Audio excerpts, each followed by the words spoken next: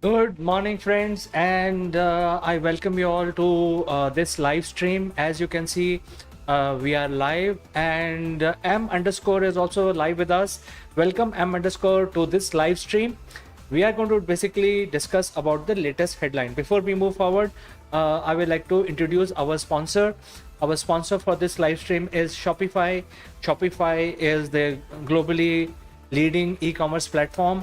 It allows you to create your own e-commerce shop or store, and it has whole lot of features. It has features which allows you to basically create your own product line or service line. You can interconnect a whole lot of sales channels. You can create tickets, you can create discount coupons, etc. So whatever you need, Shopify provides all of that, and it is very simple to use. And therefore, there is a scheme running. There is a link in the description below. If you click on that link, you can actually start your own e-commerce website today for rupees 20 only per month for next 3 months. So don't miss out on this great deal. Click on the link given in the description and start your e-commerce journey today. So let us proceed further with our news section. And as you know that I meet you every day at 10 a.m. and I'm going to read the news because I also read the news. So I would like to share my own viewpoints with you on various headlines which are being given by various media houses today. So let's proceed on this. All right, so I'm sharing my mobile with you. And by the way, friends, since we are live, your messages will get displayed here. If you have any suggestions, any questions regarding this particular item that we are going to talk about. All right, so the start of the day is with a horrific news about the Manipur horror. Well, I don't want to repeat what is the horror because you already know what is the horror. I think this is all political because today is a parliament session starting. The monsoon session is starting, and the political people, some of the political people have lots at stake. Their existence, they have an existential crisis. So therefore, I think this event has been created. It's a man-made event. It is not something which has happened spontaneously. This is what I believe. I'm not taking any name. It's a political news which has been created yesterday so that the monsoon session can be disrupted today. So, whatever happens in this world can be explained by a simple explanation. And this is what I feel. It's a horrific incident involving innocent people, but the hand behind this incident is a political one. So I personally believe that this is something which is political. I like to know what you feel. I would like to know. In fact, we can have an interactive discussion. I like to know your opinion. All right. So M underscore is saying thank you. So let me display your name and show that I recognize you. So thank you. All right. M underscore, if you have any question, please feel free to send it across. All right, so let's move on. I would like to go to immediately to something which is more related, more positive, and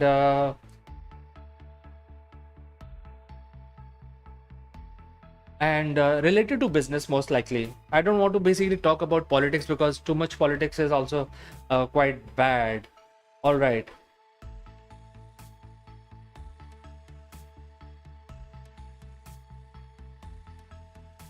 All right. So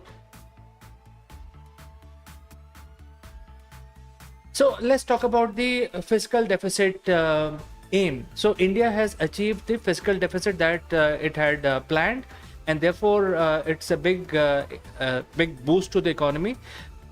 When we talk about fiscal deficit, it's basically related to the aim that we have set up for the economy. And there are a lot of issues, especially with regard to government. They are looking at divestments, or disinvestment. So basically, it means that whatever they own as a company, that company will be divested, in the sense that it will start getting more and more private entity partnership. So when the partnership happens from the private player, the money churn will start happening, and that will benefit there is more money on the table for investment, so it is benefit it's a good benefit boost to the economy, because now there is more money. Investment is coming from private sector also into the government agencies. So this is a good news. All right, so I would like to talk about something about the Chandrayaan. We already know that Chandrayaan was a great success. It was ultimate success in terms of Indian ISRO scientist establishments. However, I will like to tell you what I know, what I've read about it. The engines used in Chandrayaan are of a special type. It's a hybrid engine. It is a hybrid engine of cryogenic as well as a conventional motors. So for those people who do not know what is cryogenic, it is basically an engine which involves liquid hydrogen. Liquid hydrogen is a gas which is very difficult to basically liquefy. So in order to liquefy hydrogen, you need to drop the temperature quite a bit so that the hydrogen can get liquefied, and then the storage. See, for example, if the gas volume is this much, but when you liquefy, the volume will decrease to this much. So when you're able to liquefy the gas into liquid, it is much more easier to handle. You can pump it, you can store in a tank, and also the volume of the same amount reduces to this much. So much gas will fit into this much area, and that is what is required for rockets, because rockets, you can't have a big cylinder like gas cylinder. It is maintained in liquid form. So that is the cryogenic process, the first step in cryogenic. And then you take the liquid hydrogen into combustion chamber and burn it using oxygen. So when you talk about oxygen, then you need liquid oxygen. So therefore, in a cryogenic rocket, in nutshell, it has two cylinders, one containing the liquid oxygen and another one containing hydrogen, liquid hydrogen. Both these liquids will have to be maintained at such a low temperature, above minus 200 degrees, for both of these cylinders inside the rocket.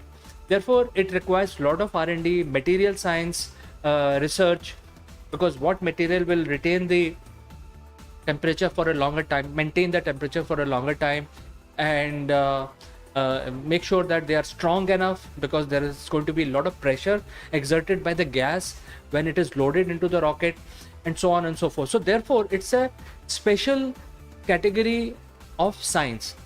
So maintaining them and also then mixing the liquid so that they instantly burn.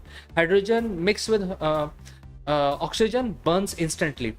Now there are several materials, safer material, but they are not so potent when it comes to energy storage. So hydrogen has the highest energy ratio. However, in order to have a cryogenic engine, a huge cryogenic engine to lift off such heavy loads like Chandrayaan, so what Indians have done is they have actually used a hybrid. So they have used a conventional rocket and a mixture of cryogenic. So basically, if you see in this picture, there are two booster rockets on the side.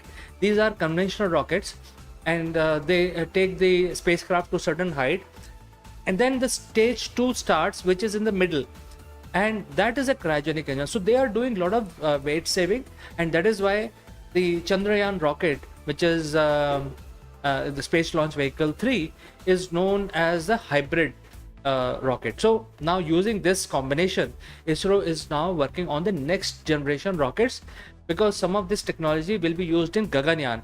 As we know, friends, that Gaganyaan is expected to launch in next 2 years time, and the Indian astronaut will be called the Gagannaut or Vyomnaut. Vyom is a Sanskrit word for Gagan.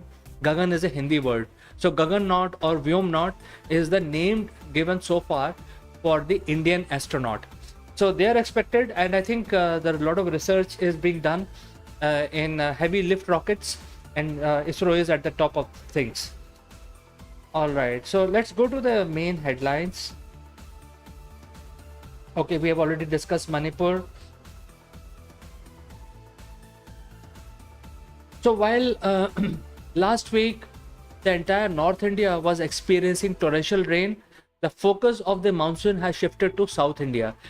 all the cities, major cities in South India, especially the western, southwestern side of the country, and also the south middle, is experiencing huge torrential rain. And all the major cities like Mumbai, Pune, Hyderabad are talking about waterlogging and also torrential rain, some cases of electrocution also. So the focus of monsoon is shifted to the south of India. And so my suggestion is that I have spoken previously also, this heavy rain which is ahead of its time in this season in 2023 is because of the El Nino effect. El Nino is an effect which happens in the Pacific on the western coast of Mexico. It's a heating process. It's a natural occurrence, and there is a combination of this heating process, which is El Nino in sometimes, and then opposite of that after that. So these are alternated processes which occurs usually after every 18 months. So if there is El Nino this time, that means drying and a lot of heat in that part of the world. The air or atmosphere from other part of the world will rushes in to fill the gap, and that is the El Nino. And opposite of that is La Nina, which will happen after 18 months usually. It's a cyclic process which is cooling on the coast of western coast of Mexico. So that is called La Nina. And when cooling happens, the air rushes on the other side. So right now the air of the monsoon is rushing from east to west, but next year it will reverse the process, and next year will be drought in most of the part of the world. So this torrential rain which has happened, which the Indian peninsula is experiencing, is because of the El Nino effect in the Pacific. All right, so now the Yamuna got flooded, and finally the water is now flowing into the river. And Yamuna is a big river, as you know. It's one of the major tributaries of river Ganga. So now Agra, the great city of Agra, is also experiencing water logging, and the Yamuna river has, as you can see in this picture, it has reached the Taj Mahal, the great Taj Mahal. All right, so let's discuss about the monsoon session. And as you can see, this is much awaited political session, which will involve a lot of politics this time. Lots and lots of bickering in the parliament. There are 31 bills to be taken up during this session. One of the bill is removing the power of Chief Minister of Delhi. So, and around that there is a lot of politics, around this Delhi government issue. You see, Delhi government has been in power since last so many years. They have actually spent 2 terms in the government, but Delhi government itself, I mean the current party is holding the reins of Delhi government, but the Delhi government really started in the 90s. Before that there was no clear distinctions between Lieutenant Governor and the Chief Minister of Delhi. So in 90 they actually created a scenario where the Chief Minister was given certain powers, and the power split was done between Lieutenant Governor and the Chief Minister in 90s. So since then things were moving very smoothly, and Delhi is the capital city, so therefore it is not a full-fledged state, because there is a central government also existing in Delhi. So certain areas of the governance are part of the central government, because a central government cannot take a risk of letting go everything to a state government, because they have to also maintain law and order. So Delhi police reports into the central government, especially in Delhi, unlike other states where the police and other, in fact everything reports into Chief Minister of the state. So Delhi is a very peculiar case, and it is not unique. It is not something which is happening only in India. If you look at Australia, United States, France, wherever there is a federal based system, the central government in the capital city has the jurisdiction. So there is nothing unique in Delhi. It's all globally accepted format. Now, this government, the current government, which is headed by Aam Aadmi Party, has been created a whole lot of ruckus. I mean, there's no governance at all. What we keep hearing is the loggerhead situation between Lieutenant Governor and the Chief Minister. So to resolve this problem, the central government has basically reverted back to the system which existed before 1990, and in the form of a bill. So now the political party behind the government today sees an existential crisis, because they were moving towards their whole fight is to make Delhi as a autonomous, but the central government cannot allow this to happen. Not only this government, but any other government in the future, it cannot happen. So therefore, this is a major item, and there is going to be a lot of politics around this. So when the parliament session starts, there is going to be a lot of fiery news which is going to come out. My opinion is probably the parliament get adjourned. The political parties will shout slogans today, and they will not allow parliament to function. I'd like to know what you feel about this. Okay, so lots being discussed on social media about this crazy case of Seema. Don't want to spend time on that, but however, if you want to ask any question on that, I can share.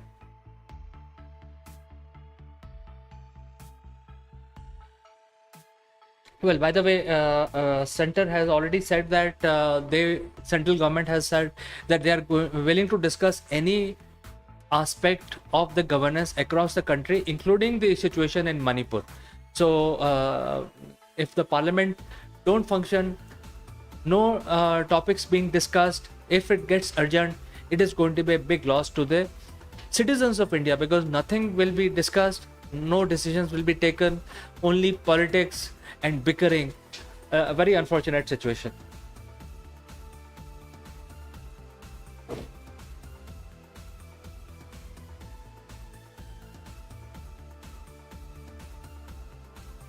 All right.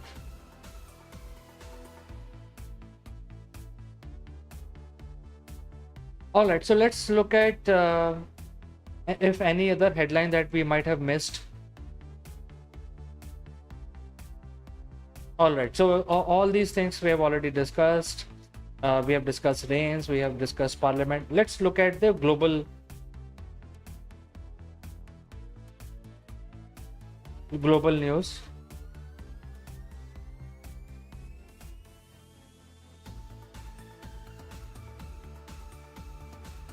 Lot of unnecessary violence is happening all across the world, which is not needed. Okay, so this is something which I wanted to discuss about the Oppenheimer. So Oppenheimer, for those people who may be interested in science related issue, Oppenheimer definitely requires a movie of his own, because his life has been remarkable. He was created, he was the head of Manhattan Project, which actually created the bomb. So he had a team of 300 scientists, probably 300 working directly under his command, and responsible for the Trinity experiment, which was the first atomic bomb in the New Mexico desert area. So after that, within like few days, the Hiroshima was bombed by a nuclear bomb, and another type of a nuclear bomb, which is plutonium, was dropped on Nagasaki, and that ended the Second World War.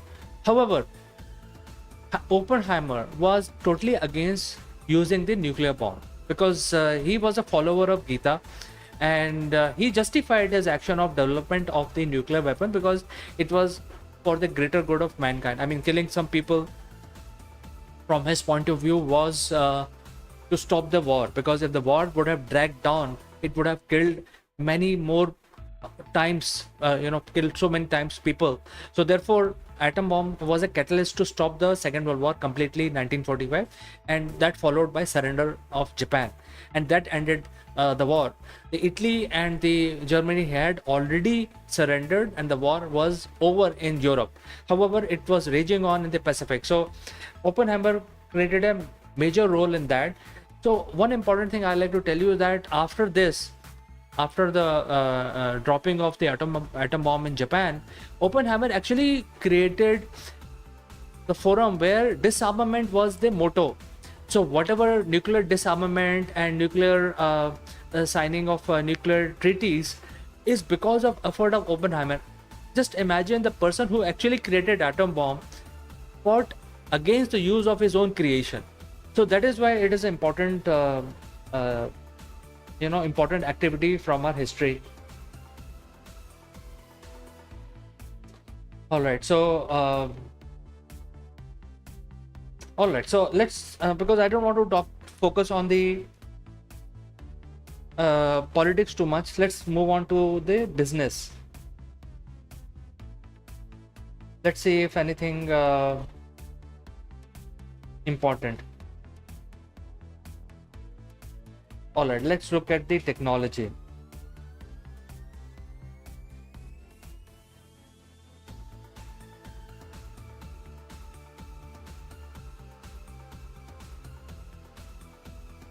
All right, so basically, so if you don't know about the Thread app, it is a new micro-blogging application launched by Meta, which is directly integrated with Instagram. So if you download Thread and register yourself as a Thread user, all your Instagram followers automatically migrate to Thread. It is a competition to Twitter. Twitter has threatened to take Meta to the court. They will file a lawsuit on them for starting something similar. I personally believe that when Meta started, they obviously followed some social media websites which were already existing at that point in time. So there is nothing called uniqueness. It's all how do you basically implement your business strategy. So while Twitter will take Meta to the court, but I don't think the court can decide anything in favor of Twitter. Of course, what they can do is they can actually penalize Meta platform, which is Facebook, for monopolization. What they are trying to do is basically monopolizing, because they have Facebook, they have Instagram, they now have Thread. So by having these different platforms integrated, there is sort of monopoly which they can enjoy. So court probably take Meta similar to what Microsoft faced way back in 2000, where the Microsoft Windows business was separated out from the Internet Explorer business. Similarly, the Meta has already faced a similar lawsuit when they actually implemented Jiffy on their platform for free. So these Jiffys were, when you send messages, you can have these GIFs, and the Jiffy is a platform which actually creates the GIF, which is completely owned by Facebook. So in European area, EU, the Jiffy was taken out from Meta. So similar to that, I personally believe that the monopoly is not preferred by any government or any legal system. So they might rule against Meta when they actually talk about the Thread app. However, in my opinion, even if Twitter sues Meta, they will not be able to stop Thread, because it's an open market. Anybody can launch their own application unless they have copied the code, which I don't see any reason why Meta, such a large company, will copy the code. So this is something which is regarding Thread. So friends, I think these are the important items. Lot of politics today, and there is lot of issues related to the monsoon session. So and there are few monsoon related calamity related information. So today we have read the news along with you. So if you have any questions, comments, feel free to set it across, and I will take up tomorrow your questions tomorrow in the tomorrow session. So for today, I like to say goodbye. Have a nice day.